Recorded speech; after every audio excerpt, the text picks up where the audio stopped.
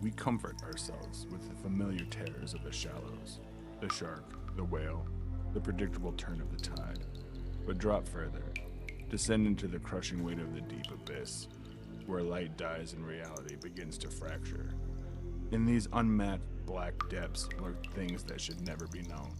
Forgotten gods, weeping artifacts, and primordial powers that slept before humanity drew its first breath. Tonight on the Astral Reliquary, we journey into the suffocating trenches of the Abyssal Realm to bear witness to the blasphemous entities still worshipped and revered in the dark. The very bedrock of this realm is a rotten honeycomb of jagged passages and submerged grottos. Here in wet, slippery alcoves stand shrines to ancient malice.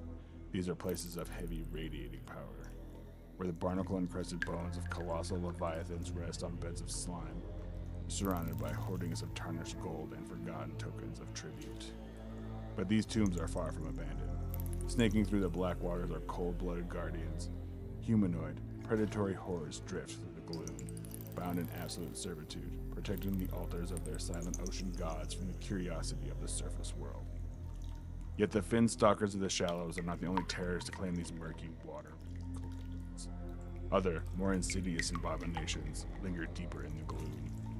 Look closely upon the priests who tend these forgotten shrines. They were once like us, men of bone and blood who dared to peer too deep into the ocean's black heart. But the sea is an unfeeling shaper. It has taken their fragile humanity, dissolving it utterly, and remade them into slithering cephalopod monstrosities.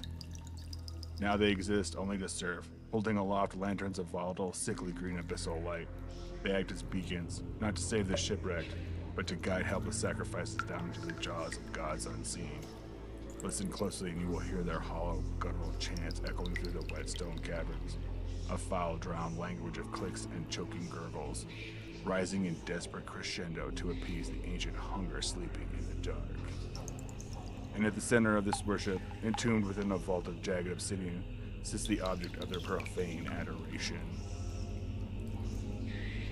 A monument of pure flesh and eternal hunger. It has no face to offer mercy, no ears to hear the desperate pleas of men. It possesses only a single unblinking eye, staring blindly into the absolute dark, and a gaping ringed maw that knows only the cold urge to consume. The cult is called the Great Maw of the Abyss. It does not speak in words, but in the low, crushing vibrations that rattle the skull of the mad. They bring it gold, they bleed for it in the dark, and they guard its tomb with their lives. Yet to this ancient terror, king's ransom and treasure and the lifeblood of 1,000 zealots are all the same, mere scraps thrown into an inescapable, bottomless pit. Worship it if you must, offer it the plunder of the surface world, but know this, the tides care nothing for your devotion, and the abyss feels no gratitude.